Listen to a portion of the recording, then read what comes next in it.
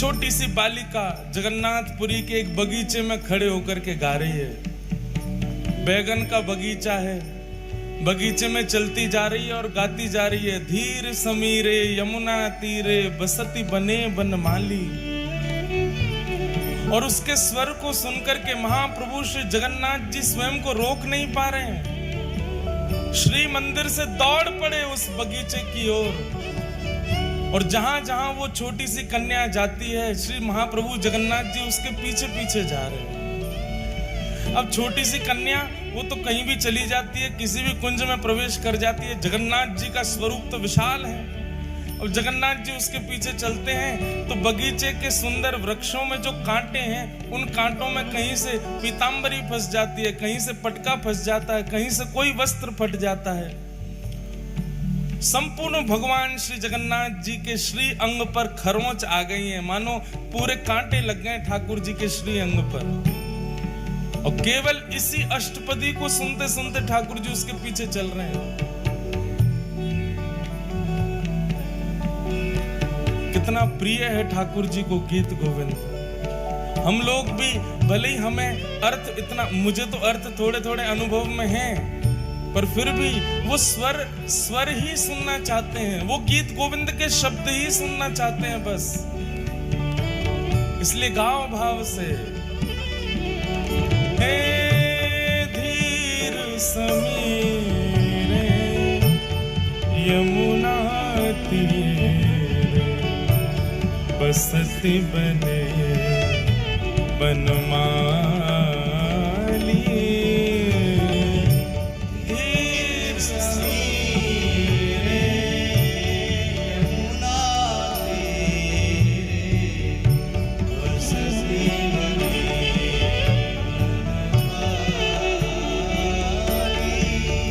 हे मुखरम धीरम त्यज मर्जीरम,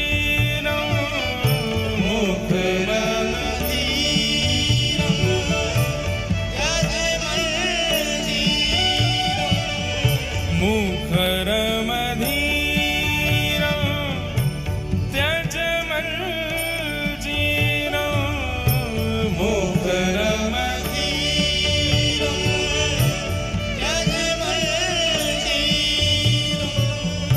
रिपुमिव केलि सुलोला,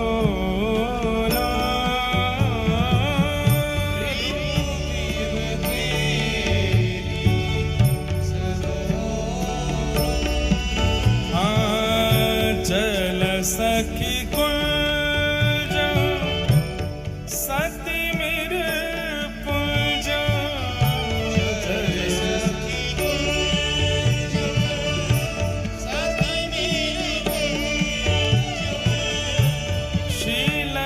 नील निचोला,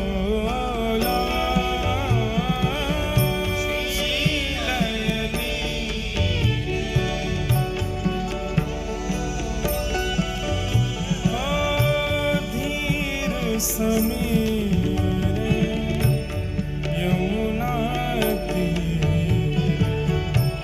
बसती बने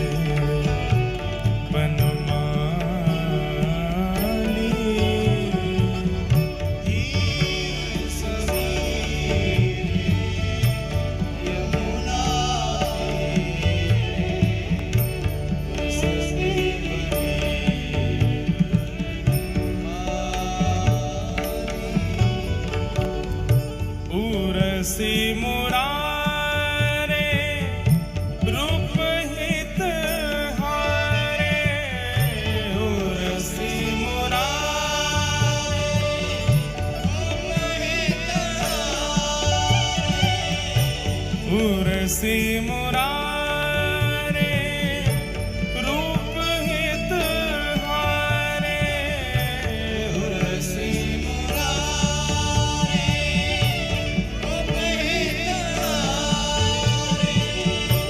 घन एव तरल बला के, घन एव तरल बला के,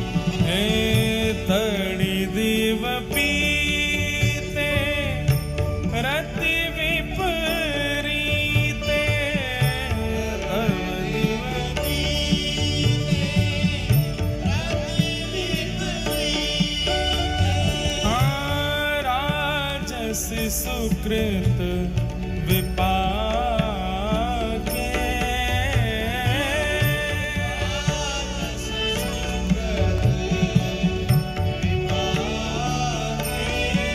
ओ धीर समीरे यमुना तीर बसते बने बनमाली। धीर समीरे यमुना तीर बसते बने।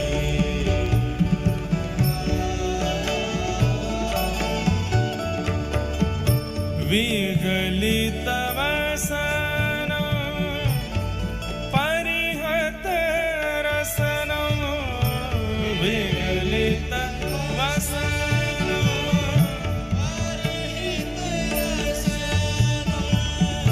विगलित वसनं परिहत रसनं।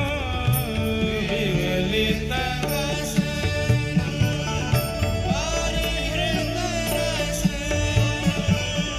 खटय जघन मपि घानो।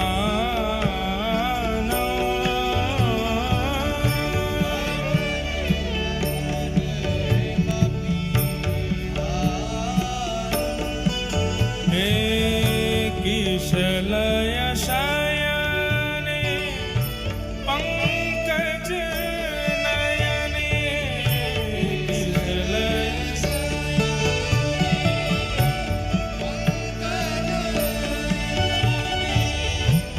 निधि में हर्ष निदान।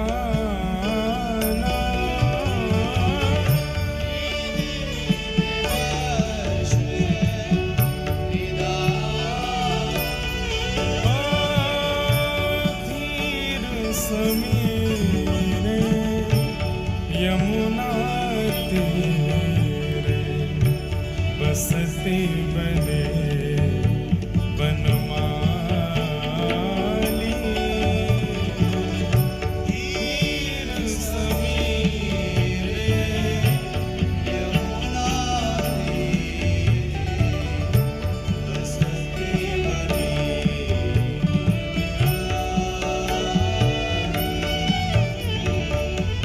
हरि रभिमानी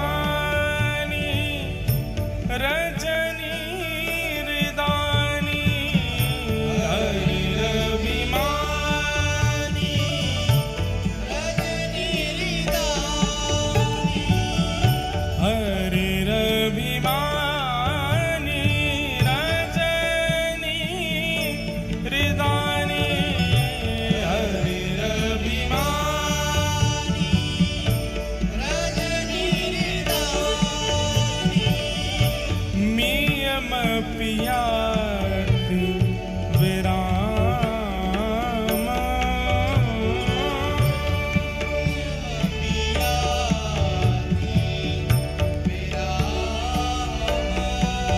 हे कूर्मम वचनं सत्वर रचनं। कूर्मम वचनं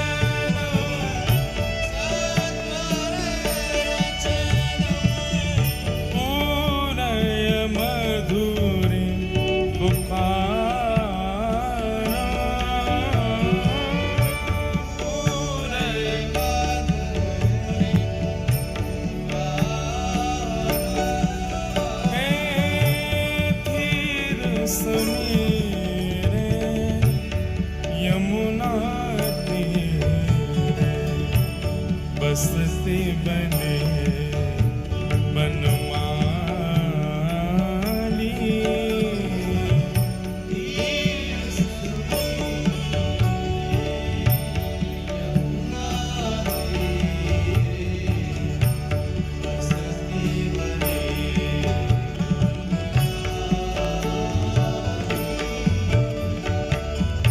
श्री जयदेवे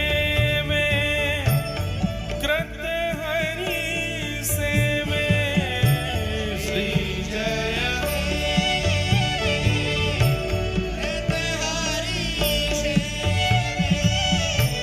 श्री जय देवे कृत हरि सेवे श्री जय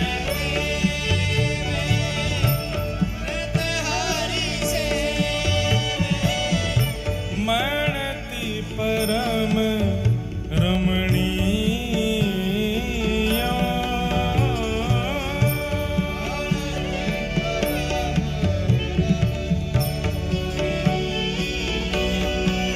हे प्रबुदित हृदयं हरिमति सदयं प्रबुदित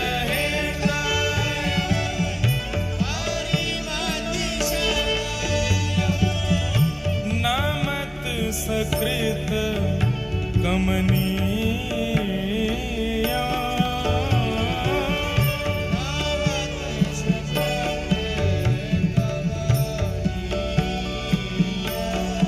हे धीर समीरे यमुना तीरे बसती बने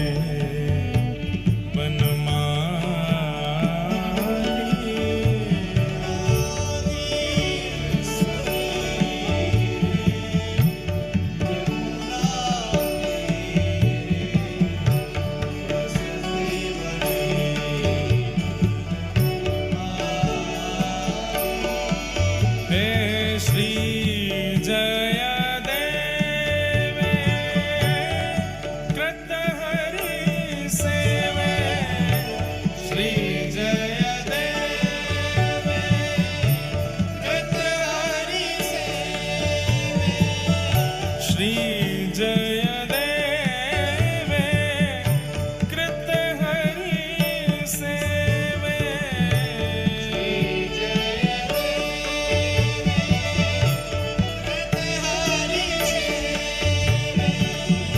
मणति परम रमणीय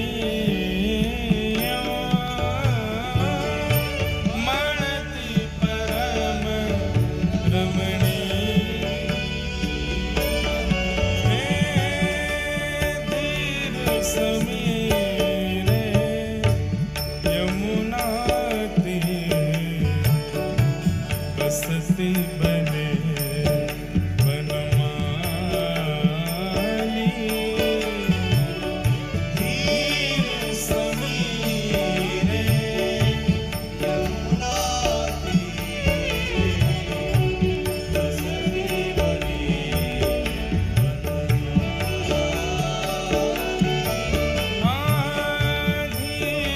समीरे यमुना तीरे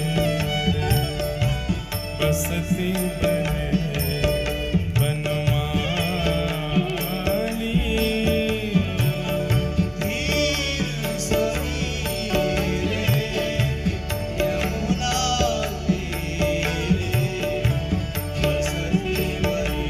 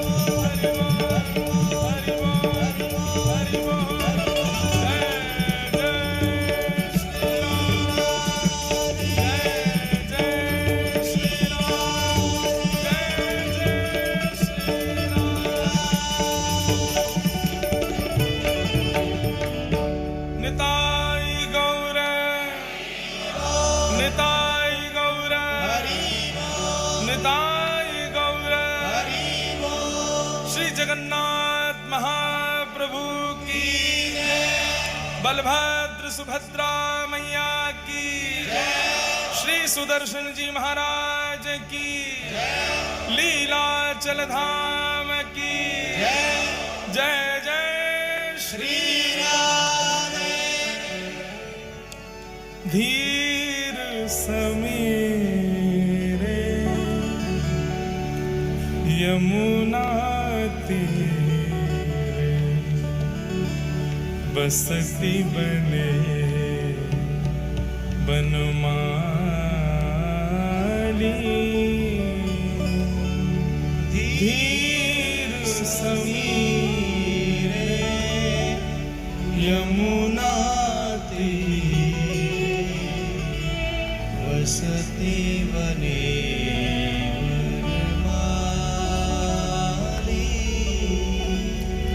श्री जयदेवे कृत हरि सेवे। श्री जयदेवे कृत हरि सेवे मणति परम मणनीय।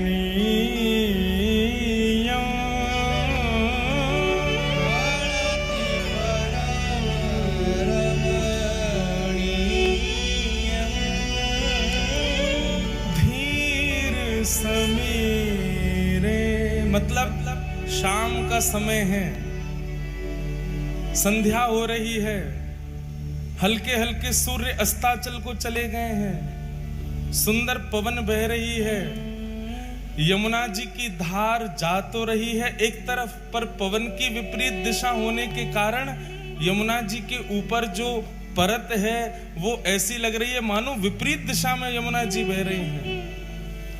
और उन यमुना जी में आधे अपने चरणों को डुबोए हुए त्रिभंग लली श्याम सुंदर खड़े हैं और वहां खड़े होकर के मधुर वंशी रव कर रहे हैं। पवन चल रही है, उस पवन से सुंदर घुंघराले केश उनके मुखमंडल पर आ रहे हैं। सुंदर पुष्प ठाकुर जी की पवन की दिशा की ओर लहरा रहे हैं। पीत पटका भी सुंदर लहरा रहा है। ठाकुर जी के श्री अंग की सुगंध को पवन स्वयं में लपेट करके बहती हुई आगे जा रही है। दूर खड़ी वृक्षों के पीछे गोपियां जो छुप छुप करके श्याम सुंदर को निहार रही हैं, उनकी इच्छा हो रही है कि हम जाके श्याम सुंदर का स्पर्श करें। तब वही बहने वाली सुंदर ब्यार ठाकुर जी के श्री अंग को स्पर्श करके उनकी सुंदर सुगंधी को स्वयं में लपेट करके जाती है और उन गोपियों के नासिका में जाकर के जैसे वो सुगंधी छोड़ देती है, गोपियां देखते देखते वहीं निहाल हो जाती हैं। ऐसे इस रूप का वर्णन श्री जयदेव महाप्रभु कर रहे हैं। धीर समीरे यमुना तीरे बसती बने बनमाली। धीर समीरे यमुना तीरे बसती बने बनमाली। नाम समेतम कृत संकेतम। नाम समेतम कृत संकेतम। जयदेव महाप्रभु कहते हैं, बोले ठाकुर जी वेणु बजाते हैं तो सबको लगता है कि वंशी बज रही है, पर वास्तव में उस समय श्री कृष्ण को प्रेमास्पद मान करके स्मरण कर रही गोपी जो अपने घर में बैठी बैठी ठाकुर जी का स्मरण कर रही है, ठाकुर जी वेणु में उसका नाम ही संकेत रूप से बजा रहे हैं। नाम समेतम कृत संकेतम। नाम समेतम कृत संकेतम। वादयते मृदुवेणु। वादयते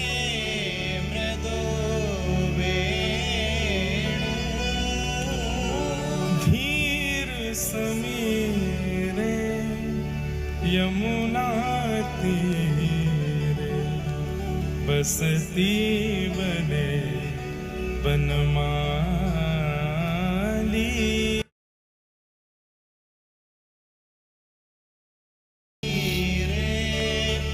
यमुना तीरे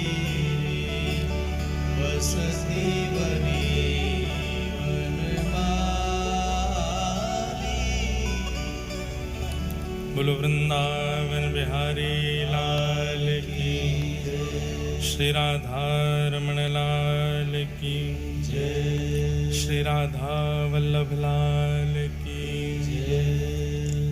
84 कोस ब्रजमंडल धाम की, श्री गोवर्धन नाथ की, गिरिराज धरण की, श्याम सुंदर श्री यमुने महारानी की, सब संतन की, सब भक्तन की, सब विप्रन की।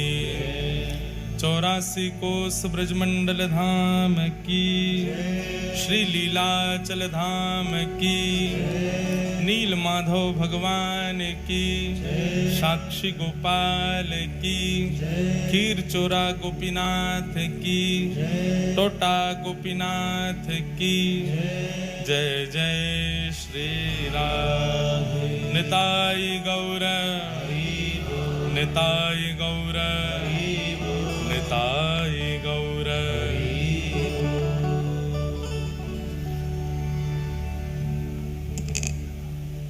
परम मंगल में परात्पर अखिलेश्वर, अकारण करुणा वरुणालय भक्तवांछा कल्पतरु, तड़िद्वित विनिंदित पीतांबरधारी श्री बालकृष्ण लाल की, श्री महाप्रभु जगन्नाथ जी की परम कृपा से, परम अनुग्रह से हम आप सब लोग हिसार के इस पावन अग्रसेन भवन में एकत्रित हुए हैं और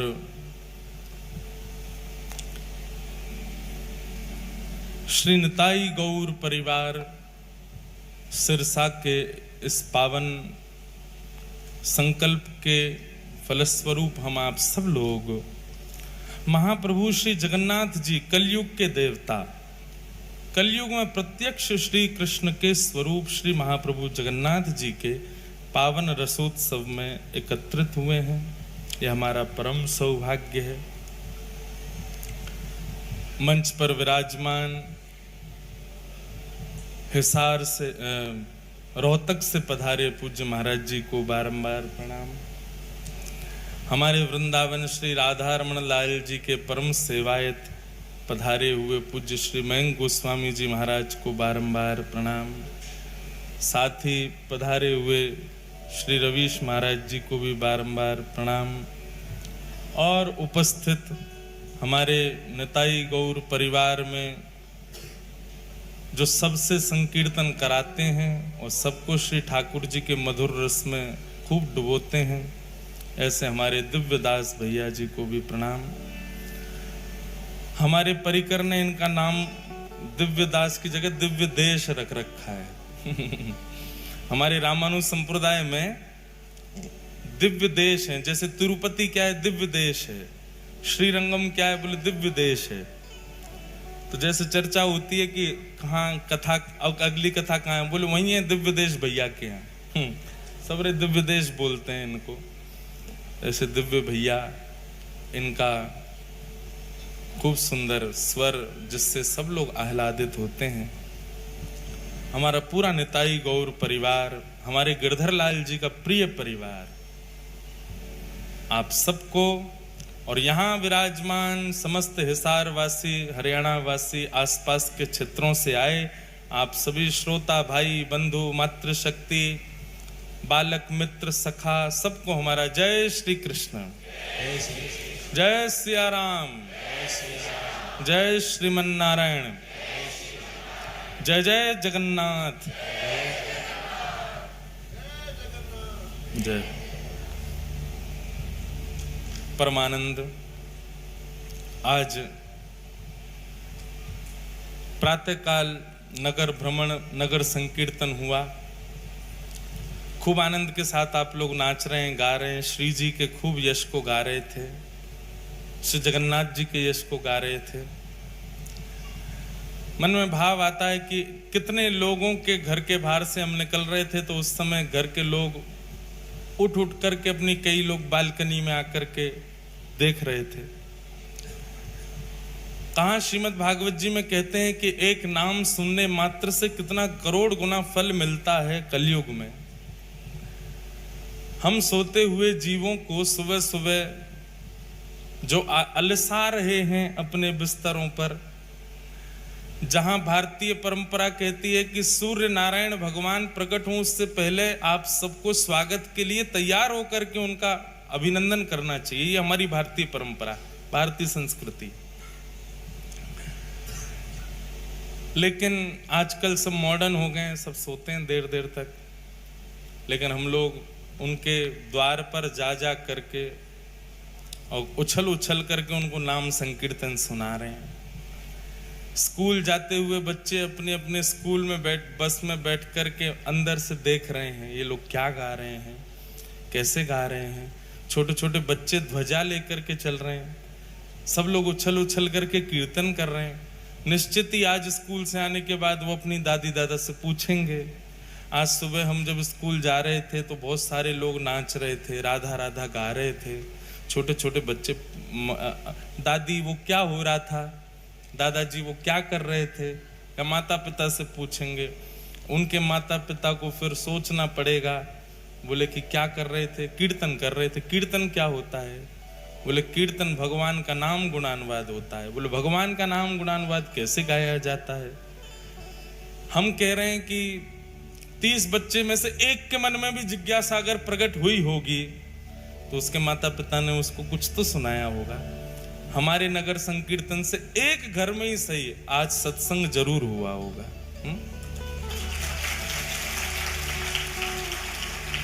चैतन्य महाप्रभु तो घर घर जाते और घर घर के लोगों से भिक्षा में यही कहते कि एक बार हरि बोल बोल दो, बस एक बार हरि का नाम बोल दो। हमारा स्वास्थ्य ठीक नहीं था, लेकिन आप सबकी और ये सब तो आके चारों तरफ से ऐसे घेर के फिर उछलते हैं तो फिर मेरा भी मन करता है कि मैं नाचूं। लेकिन आज मैं सोच रहा था, मैं नाचा नहीं, बस हिल रहा था। चल के आया तो ये स्थिति हो गई कि मैं अभी कथा में आने से पहले तक मैं बिस्तर पे ही पड़ा था सुबह से। अस्वस्थता, थोड़ी कमजोरी आ गई ज्यादा। मैंने कि अगर नाच लिया होता तो आज की कथा दिव्य भैया को ही करनी पड़ती। तो बार बार, एक दो बार मेरे मन में आया तो कि मैं भी जो होगी सो देखी जाएगी, नाच लेते हैं। पर जैसे ही मेरे पाम उठते इतने में वैन आगे चली जाती। मैंने कि ठाकुर जी कह रहे हैं रहने दे, ज्यादा श्रमित है जाएगो। आप लोगों का उत्साह देख करके बहुत अच्छा लग रहा था। मेरा तो मन हो रहा था कि जगन्नाथ जी की तरह मुद्रा बनाओ फिर नाचो। अब लेकिन मैंने कहा मैं खुद नाच नहीं पा रहा, कैसे कहूं सबको। सब श्री जी का नाम गा रहे हैं, श्री जी के नाम की मस्ती होती है तो फिर व्यक्ति उछलता ही है, व्यक्ति को आनंद ही आता है, उत्साहित ही होता है।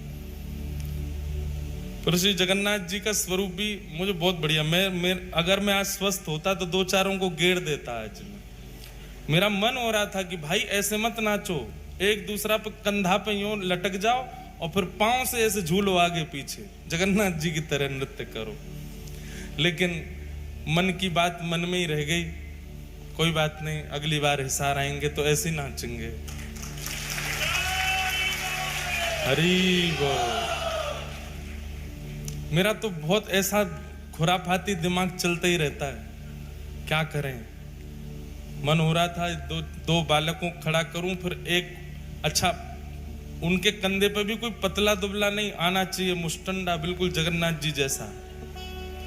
और फिर वो वैसे ही झूले आगे पीछे, वो खड़े रहे दोनों, वो ऐसे करके आगे दो लोग उसको झूला में, काजल लाके उसको भी जगन्नाथ बना दो, कितना बढ़िया लगे, फूल माला से सजा दो, जय जगन्नाथ है भैया, नचाओ सबरे। हमारे ठाकुर जी को भी ऊधमों में सुख मिलता है, हमको भी बहुत सुख मिलता है। पर सेवा कथा की चल रही है, फिर आगे भी लगातार कथा ही है, इसलिए हमने ज्यादा श्रम नहीं किया। आप लोगों ने बहुत सुख लिया, बहुत आनंद आया। सुबह महाप्रभु श्री जगन्नाथ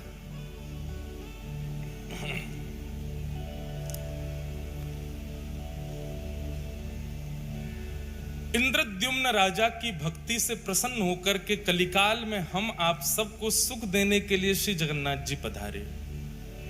बहुत ध्यानपूर्वक आज हम श्री जगन्नाथ जी की और चर्चा सुने। तो कल और परसों 2 दिन हम केवल जगन्नाथ जी के भक्तों की चर्चा सुनेंगे।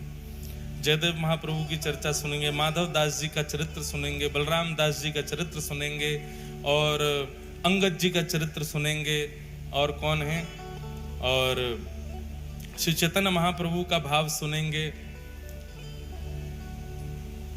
गुंडीचा मार्जन लीला सुनेंगे, गंभीरा के प्रसंग सुनेंगे। बहुत सारे प्रसंग हैं जगन्नाथ जी के, खीर चोरा गोपीनाथ, टोटा गोपीनाथ, साक्षी गोपाल, कितने सारे प्रसंग हैं। महाराज कहते कहते पूरा महीना निकल जाए, जगन्नाथ जी के चरित्र चलते ही रहेंगे। पर मूल फिर भी कल हमने थोड़ा बहुत प्रसंग सुनाया, आज भी हम जगन्नाथ जी का ही प्राकट्य सुनाएंगे।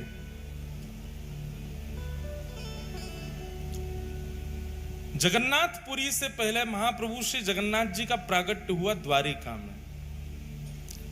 आप पहले द्वारिका में प्रकट हुए, द्वापर में। वैसे तो महाप्रभु जगन्नाथ जी अनादि हैं, सतयुग त्रेता द्वापर के नहीं है। मैंने कल बताया था ना कि निर्गुण निराकार ब्रह्म से सबसे पहले सगुण साकार ब्रह्म जब दिखे तो काले ब्रह्मांड में 2 नेत्र और अधरी दिखे, वो जगन्नाथ जी ही हैं। तो सगुण साकार रूप में सबसे पहले दिखने वाले यदि ठाकुर कोई हैं तो वो जगन्नाथ जी। तो आप अनादि हैं, आपके ही रूप को देख करके फिर अन्य अन्य अन्य अन्य रूपों की कल्पना की गई। ऐसे नेत्र हैं, ऐसे अधर हैं, ऐसा मुख है, सब कुछ भाव रखे गए, पर सबसे पहले प्रकट होने वाला रूप महाप्रभु जगन्नाथ जी का ही है। द्वारिका की बात है, भगवान की समस्त पटरानियां जब भी अपने कार्यों से निवृत्त होती हैं तो सबके मन में इच्छा होती है कि हमको कुछ ठाकुर जी की लीला या चर्चा सुनाई जाए। चलते फिरते कभी देवकी मैया कोई चरित्र सुनाती हैं, कभी रोहिणी जी कोई चरित्र सुनाती हैं, लेकिन आधे अधूरे ही रह जाते हैं। तो एक दिन समस्त कृष्ण पटरानियों ने रोहिणी जी को बुला करके कहा, रोहिणी मैया ऐसी हैं बलराम जी की मैया, बहुत ध्यान से सुनिएगा। रोहिणी मैया का स्वरूप स्वभाव आपको इतना बड़ा सौभाग्य प्राप्त हुआ, ठाकुर जी की ब्रजलीला, मथुरा लीला और द्वारिका लीला, तीनों लीलाओं का संपूर्ण दर्शन करने का सौभाग्य यदि किसी को मिला है तो वो रोहिणी मैया को मिला है। संपूर्ण ब्रजलीला का दर्शन भी रोहिणी मैया ने किया, संपूर्ण मथुरा लीला का और द्वारिका लीला, सारी लीलाओं का दर्शन रोहिणी मैया ने किया है। तो भगवान की पत्नियों ने रोहिणी मैया से कहा, मां आप एक जगह बैठ करके धैर्य पूर्वक ठाकुर जी की संपूर्ण लीला हमको सुनाओ, ब्रज लीला सुनाओ।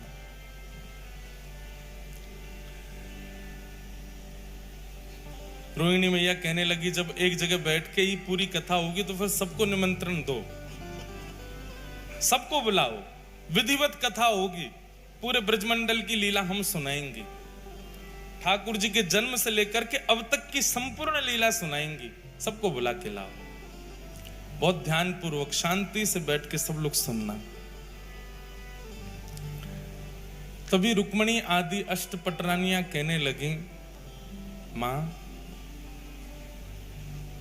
सब आएंगे लीला में, लेकिन 3 लोग वर्ज्य रहेंगे। 3 लोगों को निषेध है कथा में आना। रुक्मणी जी बोली कौन? रोहिणी मैया बोली कौन? बोले सबसे पहले तो बलराम जी, जे नहीं आने चाहिए कथा में। रोहिणी मैया बोली वाह, वक्ता के पुत्र को ही नहीं आने दोगे कथा में? हमारे लाला हैं बलराम जी, हम कथा सुनाएंगे, हमारे पुत्र को नहीं आने दोगी? अब मां आप समझो ना, वो जेठ जी हैं और जेठ के आगे हमको इतना संकोच लगेगा कि जेठ जी बैठे हैं, कभी घूंघट करना, कभी आपने कोई कीर्तन गाया तो नाचने में भी संकोच होगा, जेठ जी बैठे हैं। इसलिए आप कृपा करके उनको तो दूर ही रखना। बेचारे बलराम जी के साथ में एक अन्याय तो हुआ कृष्ण लीला में। इसी कारण से जब रासलीला होती है तो रासलीला में हम गाते हैं राधा नाचे कृष्ण नाचे, नाचे गोपी जन, मन मेरा बन गया सखीरी पावन वृंदावन। ब्रह्मा भी नाचे, शंकर नाचे, सूरज नाचे, चंद्र नाचे, तारे नाचे, सब ब्रह्मांड नाच रहा है, केवल एकमात्र बलराम जी नहीं नाचे। बलराम जी को रास में भी नहीं आने दिया किसी ने। क्यों? बलराम जी आए तो थे। जैसे ही रास में बलराम जी आए, सब गोपियों ने घूंघट कर लिया। सब जेठ ही मानती हैं इनको, क्योंकि गोपियां भी सब कृष्ण को पति मानती हैं, ये बड़े भैया हैं, जेठ हो गए। जैसे ही गोपियों ने घूंघट किया, गोपियां सब खड़ी हो गई। अब ठाकुर जी हाथ पकड़े, नाचो। गोपियां कहें जेठ जी खड़े, इनके आगे कैसे नाचो? तो ठाकुर जी बोले दाऊ दादा, ये सब गोपियां नृत्य कर रही हैं, देखो गोपी बने शंकर जी भी घूम रहे हैं, गोपी बने ब्रह्मा जी भी हैं, सब गोपी हैं, आज आपको भी गोपी बन के आना पड़ेगा। दाऊ दादा बोले मैं बनूंगा गोपी, मैं तो नहीं बनना। तो बोले अब यहां तो एक ही पुरुष है, मैं, बाकी सब तो गोपी हैं। आप अब संकोच हो रहा है, ठाकुर जी कैसे कहें कि बाहर चले जाओ। बलराम जी समझ गए कि भैया हम बड़े हैवे को दुर्भाग्य हमारो कि हम यहां खड़े नहीं रह सकते। बेचारे बलराम जी चले गए।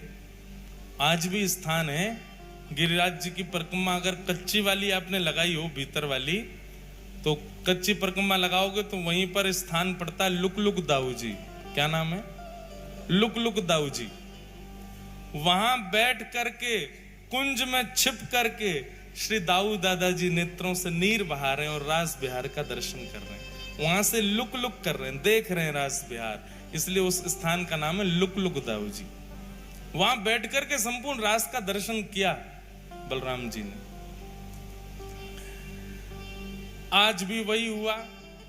सब कृष्ण पटरानियां कहने लगी, बोले कि कथा में 3 नहीं आएंगे, सबसे पहले बलराम जी, जेठ जी हैं, उनके आगे हम कथा में संकोच होगा।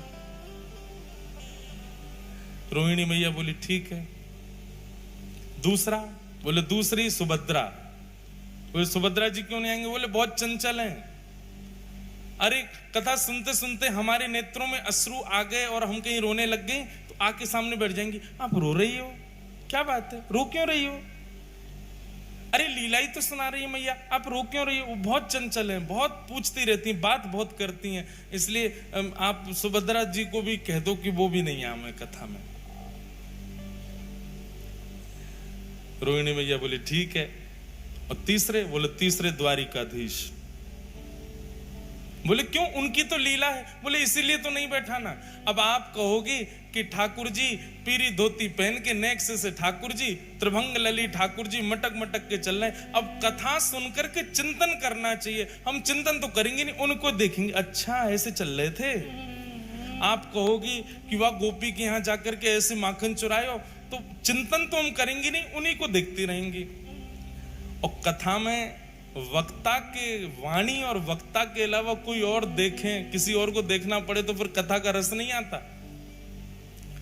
आजकल ये हो रहा है, कथाओं में झांकियां बना के रख देते हैं मंच पे। हम कोई विरोध नहीं कर रहे, पर कथा में नहीं होना चाहिए झांकी। कथा में झांकी कब आती है पता है? जब कथा में मन नहीं लगता तो झांकी बना के लाते हैं। चलो इससे तो मन लगे लोगों का, वो आकर्षण के लिए होता है, वो मनोरंजन के लिए होता है।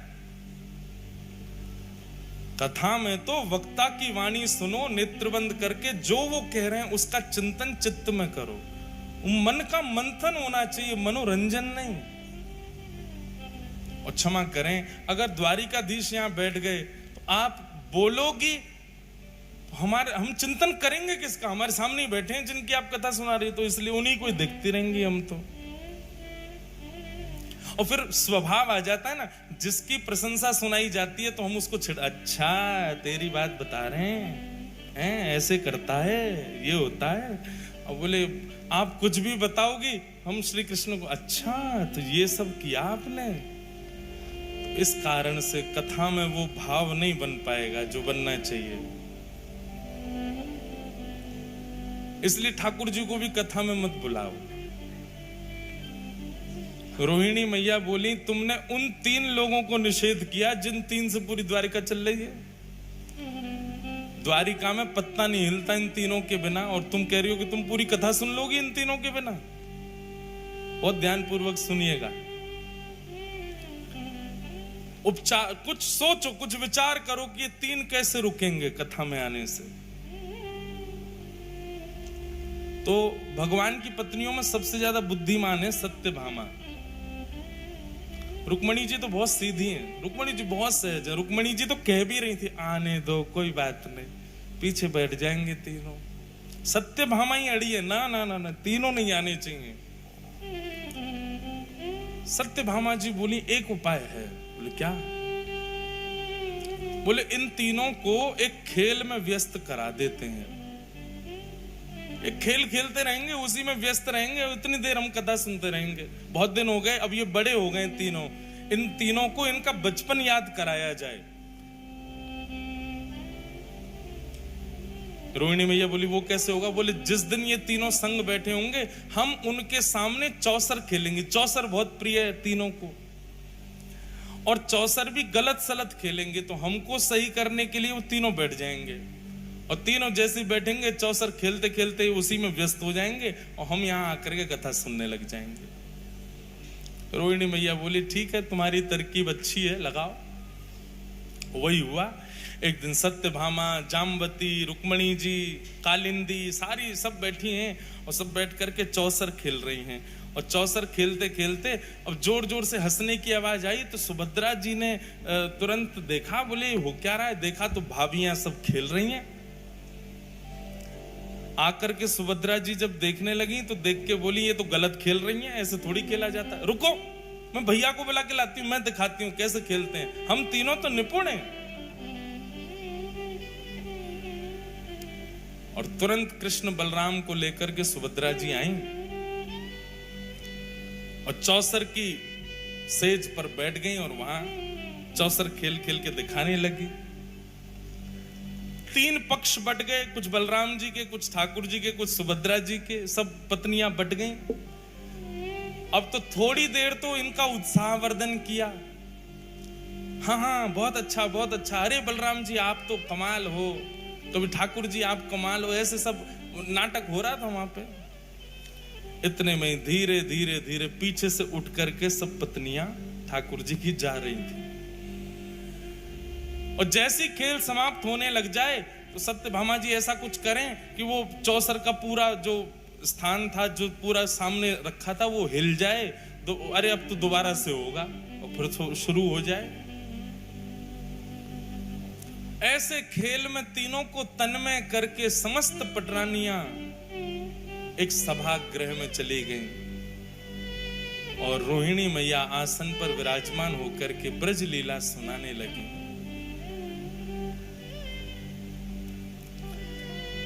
यहां पर चौसर में जीत गई कौन? सुभद्रा जी। अब सुभद्रा जी जैसे ही जीती, जीत करके उन्होंने कहा देखो भाभी जी जीत गई। देखी तो वहां कोई भी नहीं, सबरी चली गई। भैया एक भाभी जाए, 2 जाए, 10 जाए, समझ आती है, 16 हजारों चली गई। कुछ तो गड़बड़ है, मुझे ऐसा लग रहा है कि हमको कहीं पर फंसाया गया है। और देख नहीं रहे हो, बिल्कुल शांति छा गई है पूरे महल में, ऐसा लग रहा है कोई है ही नहीं है। ताल में कुछ काला तो है। ठाकुर जी बोले हमें तो पूरी दाल ही काली लग रही है, कुछ काला नहीं है, ढूंढो। और ढूंढते ढूंढते पहुंचे, एक विशाल सभागृह था, रोहिणी मैया नेत्र बंद करके संपूर्ण लीला सुना रही हैं और सामने बैठ करके समस्त कृष्ण पटरानियां भाव आवेश में भाव विभोर होकर के ठाकुर जी की लीला सुन रही हैं। श्री यशोदा मैया लाल जी के छोटे छोटे हस्त कमलों में अपनी उंगली दे करके उनको चलना सिखा रही हैं। नन्हे नन्हे चरणों से ठाकुर जी कैसे चल रहे हैं और जैसे ही चलते हैं यशोदा मैया अपनी उंगली हटा देती है। ठाकुर जी दोनों भुजा खड़ी करके एक पैर आगे रखते हैं और रख करके फिर ऐसे डामाडोल होते भय से नीचे गिर जाते हैं। ये सब लीलाएं बता रही हैं। सब पत्नियां हंस भी रही हैं और नेत्रों से प्रेमाश्रुओं को पहुंच करके यशोदा मैया को याद भी कर रही हैं। तभी प्रसंग आया कि श्री यशोदा मैया ठाकुर जी को पकड़ करके दहली लंगवावे ले गई हैं। लाला तू अब चलना सीख गया है, चल अब दहली लांग ले। चलना तो आ गए हो, अब दहली लांगनू सीख ले। लाल जी दहली पे चढ़ तो गए लेकिन पल्लंग को गहराई इतनी ज्यादा है कि ठाकुर जी नीचे उतर नहीं पा रहे हैं और अपने पाम के अंगूठासों बार बार नीचे देख रहे हैं कि जमीन आई कि नहीं, अब मैं उतरूं कि नहीं। और जैसे ही नीचे पाम करें जमीन गहरी है, सो ठाकुर जी जोर जोर से रो रहे हैं। यशोदा मैया कह रही है अरे लाला तू काहे को रो रहा है? सो तुतला के ठाकुर जी कह रहे मैया जे दहली ना, जे दहली मुंह को मार है, जे दहली ऊंची है गई है, या तो कह दे ये नीची है जाए। ऐसी मधुर लीलाएं श्री रोहिणी मैया यशोदा मैया की और ठाकुर जी की बाल लीला की सुना रही हैं। सब नेत्र बंद करके भाव में कथा श्रवण कर रहे हैं। और तभी उस सभा के द्वार पर तीनों का आगमन हुआ। बलराम जी, बाल कृष्ण और सुभद्रा। बलराम जी, द्वारिकाधीश, सुभद्रा तीनों आए और तीनों ने आकर के जैसे चुपचाप देखा कि कथा चल रही है, मधुर लीला सुना रहे हैं, ठाकुर जी ने दोनों से कहा चुपचाप पीछे चल करके बैठे। ये हमसे छुप करके कथा कही जा रही है ताकि हम ना सुन लें, चलो पीछे बैठ के सुनेंगे। और ठाकुर जी बिल्कुल सहमे से गए और सबसे पीछे जाकर के बैठ गए तीनों। बीच में सुभद्रा जी बैठी हैं, एक तरफ बलराम जी, दूसरी तरफ ठाकुर जी, और बैठ करके मधुर वह रस चर्चा सुनने लगे। सुनते सुनते सुनते यशोदा मैया के प्रसंगों को, ब्रजवासियों के प्रसंगों को, श्री ठाकुर जी प्रेम की अवस्था में प्रवेश करने लगे। प्रेम जब प्रकट होता है ना बंधुओं, बहुत ध्यानपूर्वक सुनिएगा, प्रेम जब प्रारंभ होता है तो प्रारंभ में विपरीत अवस्था भी अच्छी लगती है। प्रेम जब प्रारंभ होता है तो प्रेमी को रात में निद्रा भी ना मिले तो भी अच्छा लगता है, भोजन ना मिले तो भी अच्छा लगता है, पानी ना मिले तो भी अच्छा लगता है, अनुकूल वातावरण का कमरा ना मिले, बिना एसी का कमरा मिल जाए तो भी अच्छा लगता है, बस प्रेमी संग होना चाहिए। प्रेम की प्रथम अवस्था है। प्रेम की द्वितीय अवस्था जब प्रारंभ होती है तो प्रेमी की परीक्षाएं शुरू होती हैं। फिर जो प्रेमी है वो इस अवस्था में आ जाता है कि वो अपने प्रेम को तो मान चुका है कि मैं इससे बहुत प्रेम करता हूं, वो सामने वाला मुझसे प्रेम करता है कि नहीं, उसकी परीक्षाएं लेना प्रारंभ करता है। फिर वो ऐसा कुछ करता है कि जिससे पता चले कि ये मुझसे प्रेम करता है कि नहीं। तीसरी अवस्था में रूठना, मनाना, मान लीला प्रारंभ हो जाती है। चौथी अवस्था में स्वीकारीकरण और विश्वास आ जाता है। पांचवी अवस्था में प्रेम अब पुष्टता की ओर बढ़ता है तो दोनों में वियोग की भावना, संयोग वियोग, कभी राजी कभी रूठ गए, कभी राजी कभी रूठ, संयोग वियोगात्मक भाव रहता है। छठवीं अवस्था में प्रेम विरह प्रदान करता है। कोई भी एक थोड़ा दूर हो जाएगा। अगर प्रेम सच्चा होगा तो विरह प्रारंभ होगा। प्रेम केवल बहाना रहा होगा या केवल आसक्ति रही होगी, तो उस विरह से किसी को भी फर्क नहीं पड़ेगा। छठवीं अवस्था का प्रेम प्रारंभ होते ही अगर प्रेम सच्चा है तो विरह आएगा। सातवीं अवस्था में व्याकुलता आ जाएगी। अब पहले तो अच्छा लग रहा था, इसलिए भोजन भी मन नहीं होता था, सोने का मन नहीं होता था, पर अब व्याकुलता इतनी बढ़ गई है, व्याकुलता के कारण भोजन नहीं प्रिय लगता, निद्रा नहीं प्रिय लगती। प्रेम की आठवीं अवस्था ये हो जाती है कि चिंतन करते करते करते करते प्रेमी का जित देखूं उतित श्याममयी है, जिसको देखते हैं उसमें प्रेमी दिखने लग जाता है। इसकी चाल मेरे प्रेमी जैसी है, इसका मुख मेरे प्रेमी जैसा है, वो हंसता था तो ऐसे ही हंसता था, वो बैठता था तो ऐसे ही बैठता था, वो बोलता था तो ऐसे ही बोलता था। प्रेम की नौवीं अवस्था जब आ जाती है तो प्रेम प्रगाढ़ और वियोग की चरम स्थिति आ जाती है।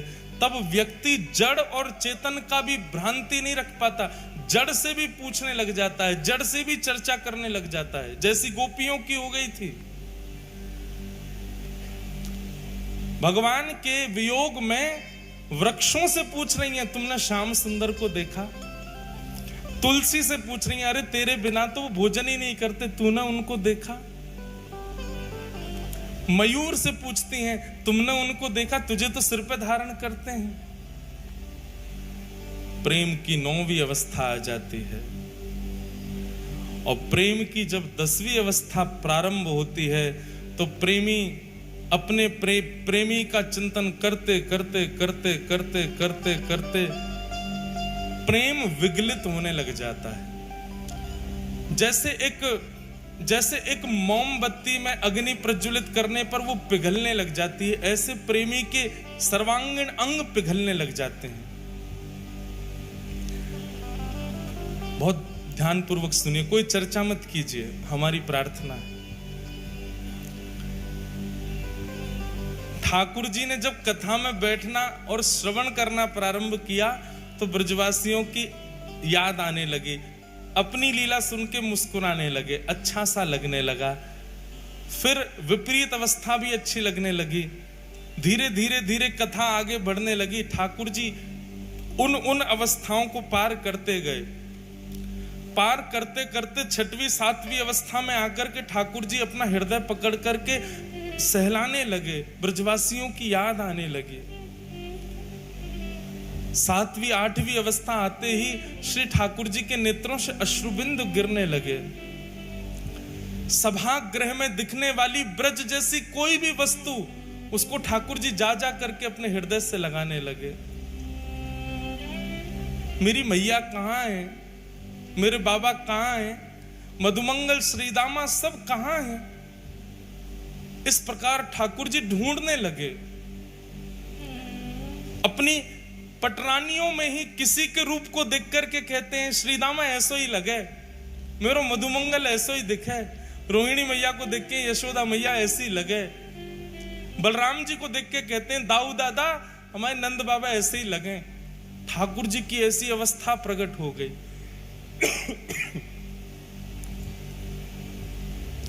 सब बैठे सहमे देख रहे हैं केवल।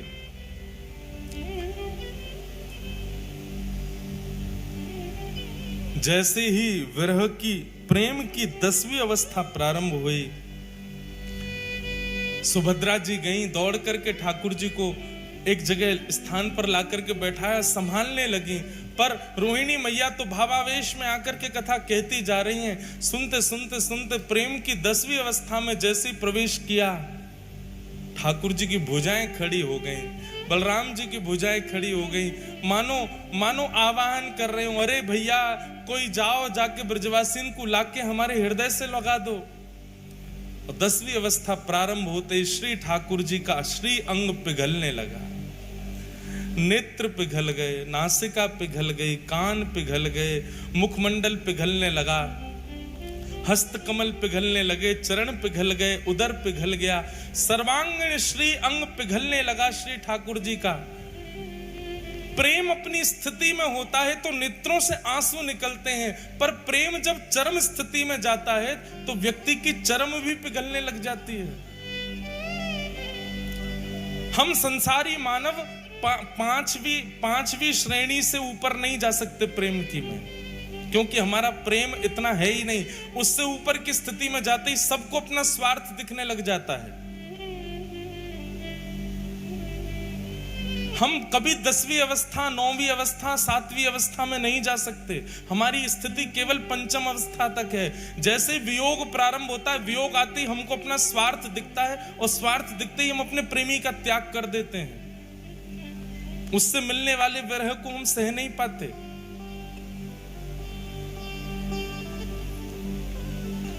ठाकुर जी का श्री अंग पिघलने लगा।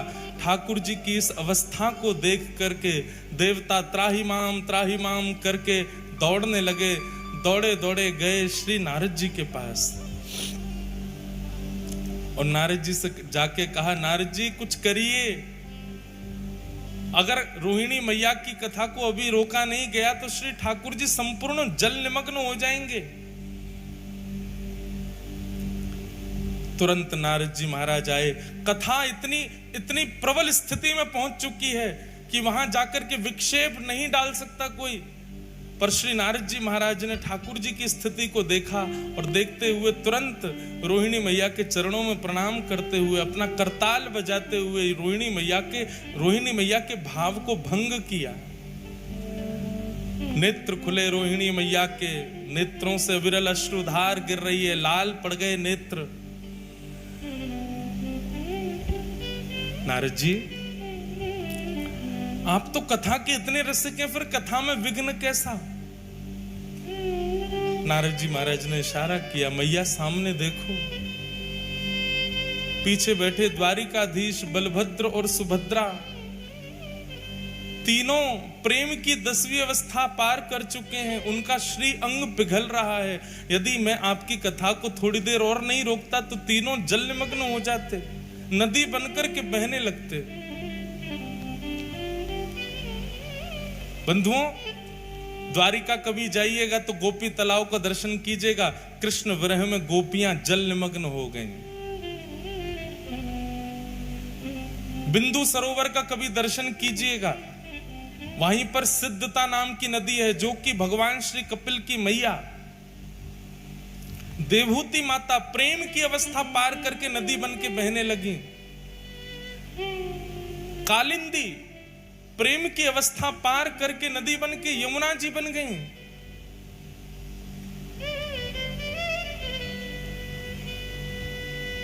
भगवान शिव का प्रेम ही श्री गंगा के रूप में परिवर्तित हो गया।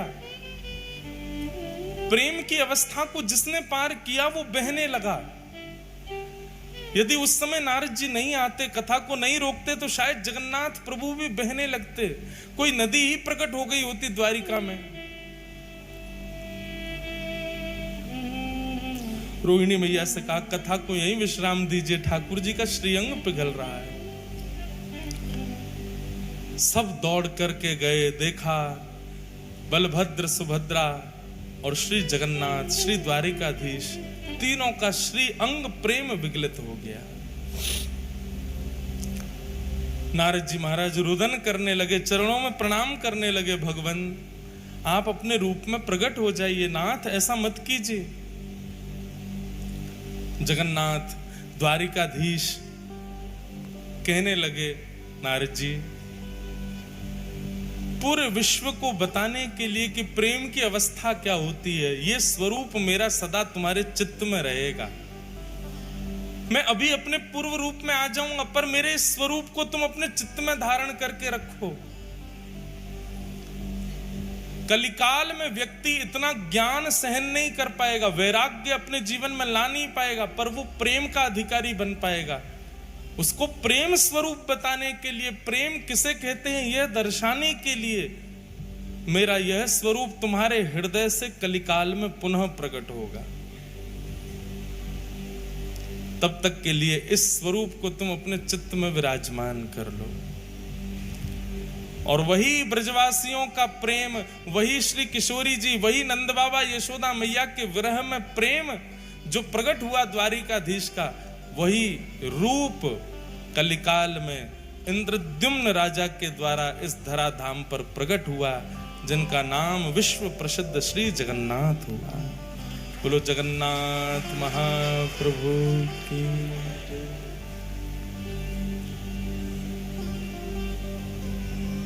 ब्रजवासियों के प्रेम में श्री महाप्रभु जगन्नाथ जी पिघल गए और तब ये रूप प्रकट हुआ। बंधुओं, संसार में सब प्रेमी अपने आप को दिखाते बताते हैं, पर प्रेम तो केवल ठाकुर जी जानते हैं और कोई नहीं जानता।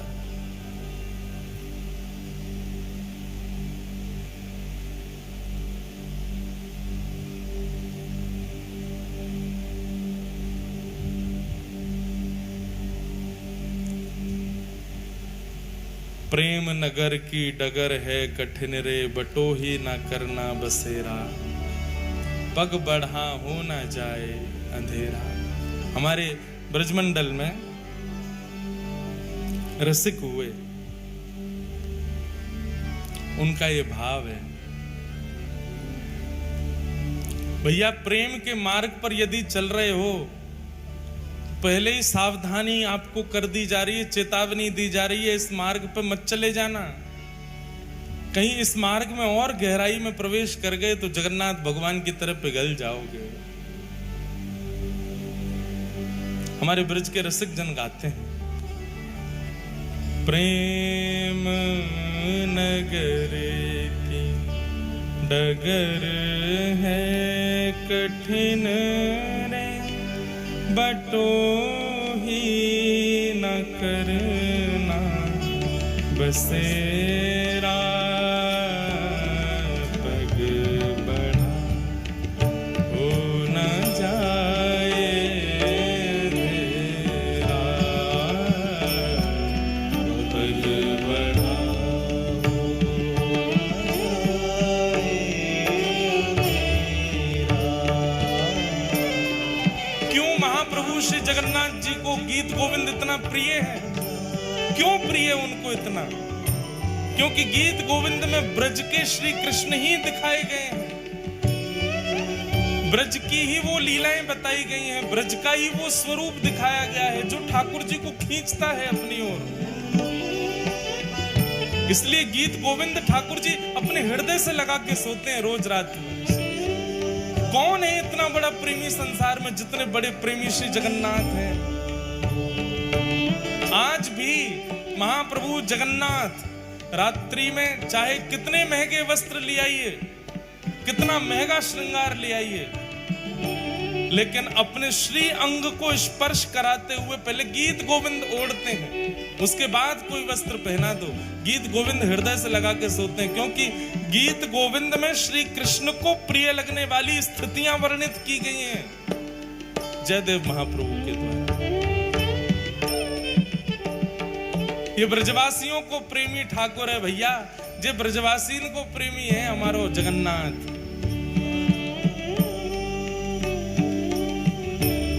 इसीलिए मैंने कहा कभी जगन्नाथपुरी जाओ तो एक ब्रजवासी को संग लेकर के जाओ, महाप्रभु को बहुत प्रिय।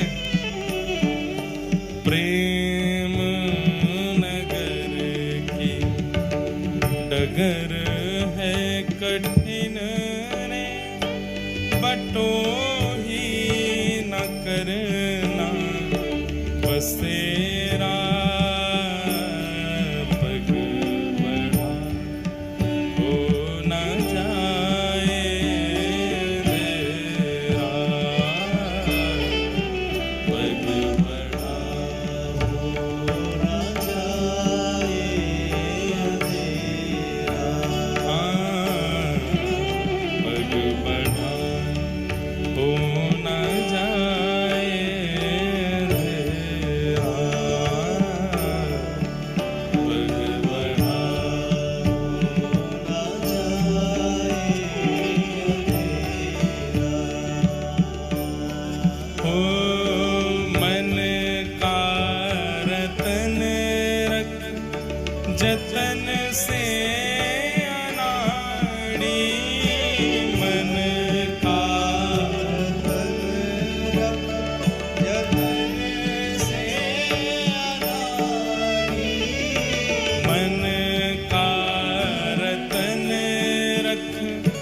जतन से अनाड़ी मन का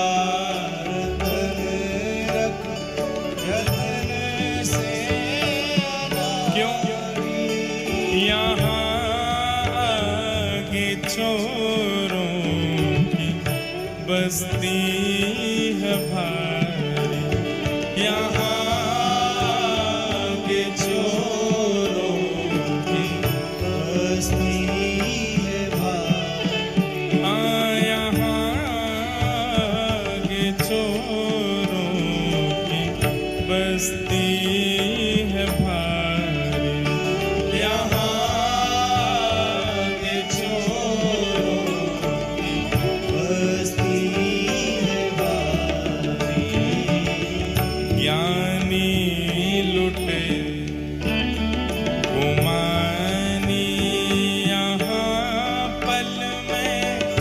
लुट जाए लाखों का घेरा,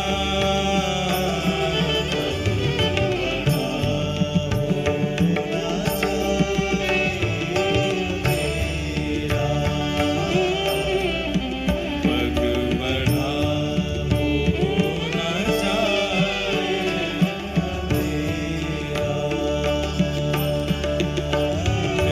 प्रेम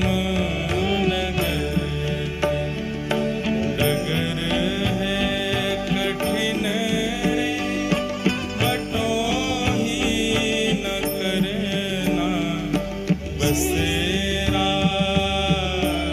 पग बढ़ा हो न जाए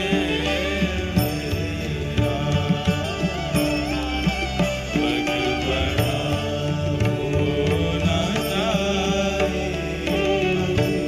अरे कितना प्रेम प्रकट हुआ महाप्रभु जगन्नाथ को। स्वयं तो पिघल गए, बहन भी पिघल गई, भैया भी पिघल गए, पर जिन आयुधों को संग में रखते हैं श्री ठाकुर जी राक्षसों का दमन करने के लिए, भक्तों की रक्षा के लिए,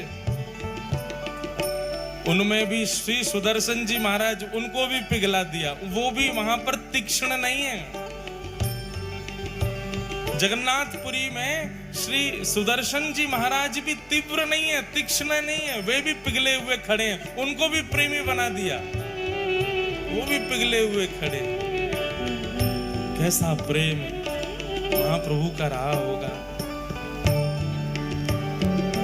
बादल विपद की अंधेरी है रातें, बादल विपद की अंधेरी है रातें। हमारे वृंदावन में स्वामी राम स्वरूप जी का नाम सुना आप लोगों ने? रासाचार्य स्वामी राम स्वरूप जी महाराज, उनके पूज्य पिताजी श्री मेघश्याम जी, उनका ये पद है। उनकी गोद में ठाकुर जी खेलते थे। क्या कह रहे हैं? बादल विपद की अंधेरी है रातें,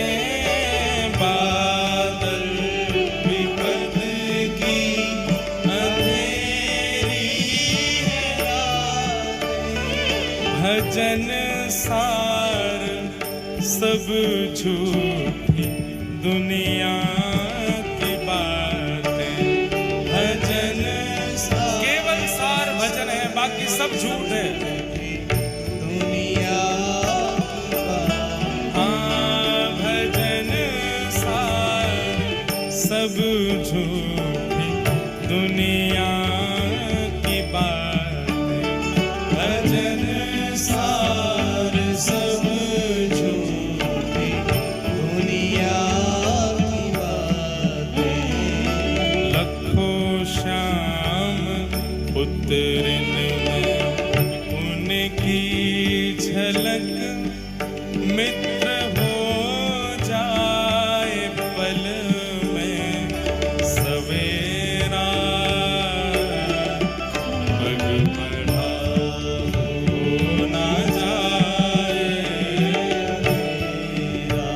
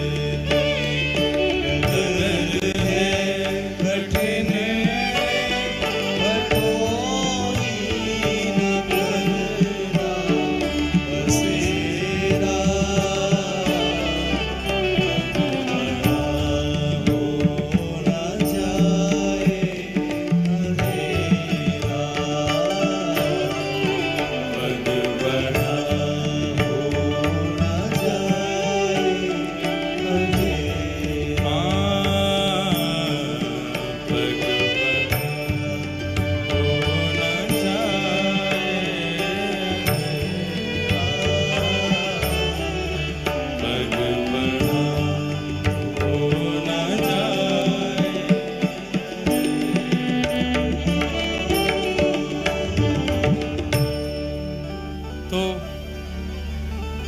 इस प्रकार प्रकट हुए द्वापर में श्री जगन्नाथ। नारद जी ने उस स्वरूप को अपने चित्त में धारण कर लिया। फिर इसी कलिकाल में इंद्रद्युम्न नाम के राजा हुए।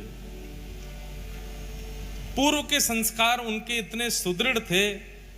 देखो बंधुओं, भक्त दो ही लोग बनते हैं, बहुत ध्यान से सुनिएगा।